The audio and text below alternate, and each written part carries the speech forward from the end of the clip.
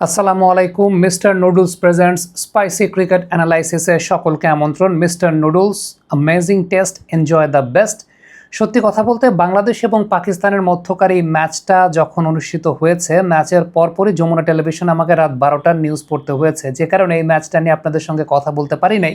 কিন্তু সত্যি কথা বলতে গত 2 বছর বা 3 বছর ধরে মেয়েদের ইন্টারন্যাশনাল ক্রিকেটে আমরা যারা কমেন্ট্রি করছি, আমি, আহমেদ বিন পারভেজ, শাহানুর রাব্বানি, সাজ্জাদ উদাস করেছেন, খুব রিসেন্টলি আলিফ তাসনিম জয়েন করেছেন, আমরা সবাই জানি যে আসলে এই টিমটার লিমিটেশনটা কোন জায়গায় আছে, স্ট্রেংথটা কোন জায়গাটায় আছে, কারণ আমরা রেগুলারলি যেহেতু কমেন্ট্রি করছি। সো আমরা জানি যে আমাদের দেশের মেয়েদের ক্রিকেটের লিমিটেশনের জায়গাটা আছে, এবং এই লিমিটেশনটা আরও বেশি মাত্রায় আসলে হয়। কারণটা হচ্ছে আমরা আমাদের দেশের মাটিতে খুব নিয়মিতভাবে ভালো উইকেটে খেলতে পারি না। Thanks to mister Tony Hemming, সর্বশেষ যে আমরা শ্রীলঙ্কার সঙ্গে সিরিজ খেলেছি ওয়ানডে এবং টি20, দুটাতেই বাংলাদেশ কিন্তু ভালো উইকেটে খেলেছে, একটা চর্চার জায়গা শুরু হয়েছে। তবে একেবারে রুট লেভেল থেকে সত্যিকারের অর্থে যদি ভালো উইকেটে খেলা না হয়, আমরা কিন্তু আমাদের ট্যালেন্ট রিসোর্স আসলে খুব লিমিটেড, সেই জায়গাটা আমরা আসলে পেরে উঠবো না। তার মাঝেও বাংলাদেশ যখন পাকিস্তানকে হারিয়েছে, বাংলাদেশ পাকিস্তানকে এমন একটা ডমিনেটিং ওয়েতে হারিয়েছে, এমন একটা ম্যাচে হারিয়েছে যেই ম্যাচটায় 124 রানের লক্ষ্যমাত্রায় পাকিস্তান যখন ব্যাট করতে নেমেছে, একটা পর্যায়ে বিনা উইকেটে 49 ছিল, সেই জায়গা থেকে বাংলাদেশ ম্যাচটা বের করেছে। আমি এখানে কয়েকটা বিষয় নিয়ে একটু কথা বলতে চাই। প্রথমত, মাঠ অনেক বড় ছিল, মানে মেয়েদের ক্রিকেটের আন্দাজে মাঠ অনেক বড় ছিল, স্কোয়ার বাউন্ডারি অনেক বড় ছিল। জুয়াইরিয়া ফেরদৌস জয়িতা যেভাবে তিনি আউট হয়েছেন, শর্ট বলে পুল করেছেন, আমার মনে হয় যে এটা অন্য যে কোনো মাঠ হলে পরে সেটা ওভার বাউন্ডারি পেয়ে যেতেন, বাট আনফর্চুনেটলি মাঠ অনেক বড় ছিল। সো আলটিমেটলি তিনি ডিস্টেন্সটা কাভার করতে পারেন নাই। মেয়েদের ক্রিকেট আন্দাজে মাঠটা অনেক বড় ছিল, but to be very honest, I just love seeing Joyita batting. আমি জয়িতাকে ব্যাটিংয়ে দেখতে আসলে আমার কাছে ব্যক্তিগতভাবে খুব ভালো লাগে। কারণটা হচ্ছে জয়িতা, প্রথম কথা হচ্ছে একটা ভার্সেটাইল ক্যারেক্টার, হকি খেলে, হকি ন্যাশনাল রিপ্রেজেন্ট করেছে বাংলাদেশ গেমসে। তিনি বেশ কয়েকটা ডিসিপ্লিনে কিন্তু গোল্ড মেডেল জিতেছিলেন অ্যাথলেটিক্সের। ক্রিকেটটা বেশ ভালো তিনি খেলেন, এবং আমি তাকে আসলে একদম ইনিশিয়াল স্টেজ থেকে দেখেছি ধানমন্ডি ক্লাবে যখন তিনি প্র্যাকটিস করতেন। So I know her potential, এবং ওই টাইপের উইকেটগুলোতে তার ব্যাটিং ডিসপ্লেটা অনেক ভালো মাত্রায় প্রস্ফুটিত হয়। আমি সত্যি কথা বলতে স্বর্ণার ব্যাটিংটা নিয়ে আলাদা করে একটু কথা বলতে চাই। মাঠ অনেক বড় ছিল, but the way Swarna just batted, আপনি যদি খেয়াল করে দেখেন তাহলে যে বলটা ব্যাকফুটে যাওয়া দরকার, ব্যাকফুটে গিয়ে মিড উইকেটে পুল করেছেন।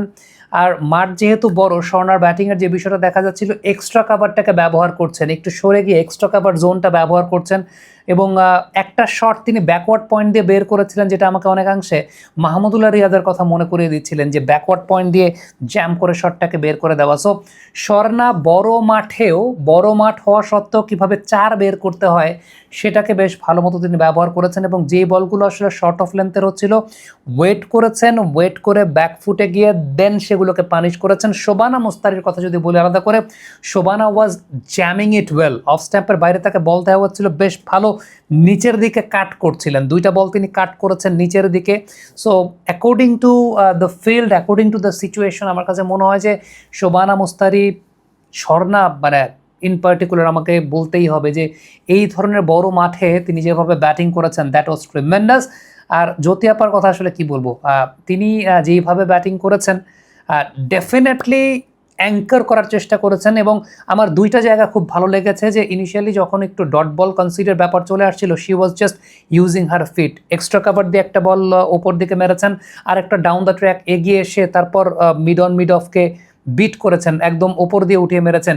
ডেফিনেটলি আবারও বলি যে মাঠ কিন্তু বড়, সেটা ঋতুমনির আউটটা দেখেও আমরা বুঝতে পেরেছিলাম যে আলটিমেটলি মাঠের যে ডাইমেনশন সেটা হয়তো বা ফুল ফেজে বাংলাদেশের ব্যাটারদেরকে শট খেলতে অ্যালাউ করছিল না, বা তারা হয়তো একটু হেজিটেশনে ভুগছিলেন। সো নিগার সুলতান ও জ্যোতির 36 রানের ইনিংসটা আমার কাছে মনে হয় যে সেটা অ্যাঙ্কারিং পার্টটাতে it really helped a lot, এবং তিনি সেভাবে ইনিংসটাকে প্রোগ্রেস করে গেছেন, followed by some fantastic batting by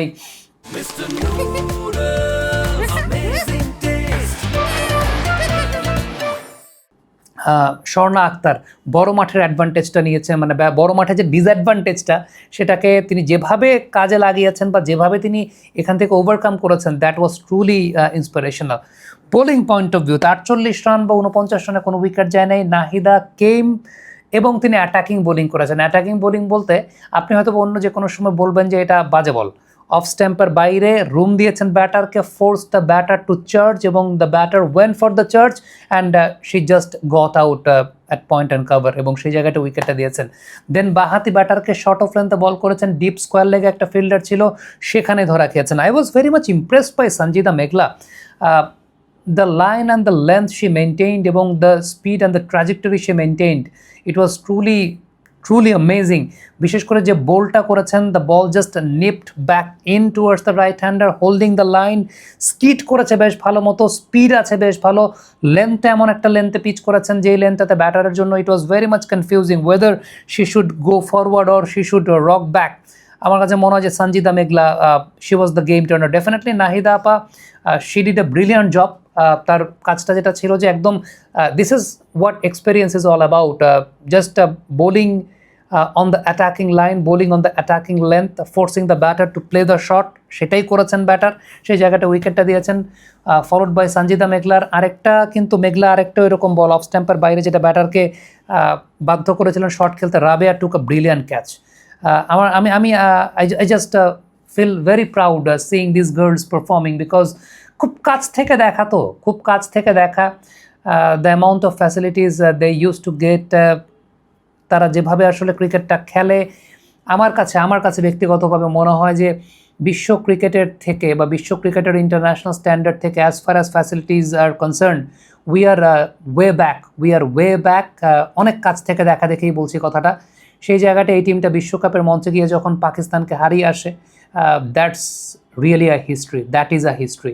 এবং সেই হিস্ট্রিটা মেক করেছে Nigar Sultana Jyoti and her team. আমি যে পারফরমেন্সগুলোর কথা বললাম, it was a collaborative effort, but দিন শেষে those were the key performers. একদম from the very beginning Shobana মুস্তারির কথা বলতে হবে, she actually started the proceedings for Bangladesh, এবং যেভাবে দ্য ওয়ে শি জ্যামড, দুইটা কাটশট তিনি করেছিলেন, it was just amazing. Nigar Sultana Jyoti very calm, very composed, followed by brilliant batting by Sharna Akhtar. Then bowling এর জায়গাটাতে নাহিদা যেভাবে আসলে ব্রেক থ্রু দিয়েছেন এবং নাহিদা যেভাবে এক্সপিরিয়েন্সটাকে ঢেলে দিয়েছেন, ইট ওয়াজ ট্রুলি অ্যামেজিং। সঞ্জিদা মেঘলা আজকে আমাকে খুব ইমপ্রেস করেছেন সত্যি কথা বলতে। সো এই ওয়ার্ল্ড কাপে আমার কাছে মনে হয় যে বড় টিমগুলোর এগেনস্টে যখন বাংলাদেশ খেলবে, ডেফিনেটলি বাংলাদেশের ব্যাটিং স্ট্রেংথের তো ঘাটতি আছে, ব্যাটিং সামর্থ্যের ঘাটতি আছে, বাংলাদেশের পেস বোলিং লিমিটেশনের জায়গাটা আছে, মারুফার সঙ্গে শুধুমাত্র সাপোর্ট দেওয়ার জন্য ঋতুমণি থাকেন সেই জায়গাটাতে। আমি খুব বড় আশার জায়গাটা বলতে গেলে আসলে আমরা ওইভাবে করতে পারি না, কারণ বাস্তবতার জায়গাটা চিন্তা করতে হয়। বাট কিছু ইন্ডিভিজুয়াল পারফরমেন্সের জায়গায়, ইন্ডিভিজুয়াল ব্রিলিয়ান্সের জায়গায় যদি ছোটো ছোটো করে কোলাপ হয়, সেক্ষেত্রে ম্যাচ তো আমরা জিততেই পারি, তাই না? আমি বিশেষ করে অনেক বেশি মাত্র অপেক্ষায় আছি, আমি জয়িতার ব্যাটিং দেখতে চাই against the big teams, because the condition suits are very well. তিনি যেই টাইপের ব্যাটিং করেন আমাদের দেশের কন্ডিশনগুলোতে খুব ভালো ডিসপ্লে করা যায় না, but that's the perfect condition for her to explore. Comment বক্সে দর্শক আপনাদের মন্তব্য মতামত জানতে চাইব। Mister Noodles presents spicy cricket analysis, এই ছিল আমাদের আজকের আয়োজন। Mister Noodles, amazing taste, enjoy the best.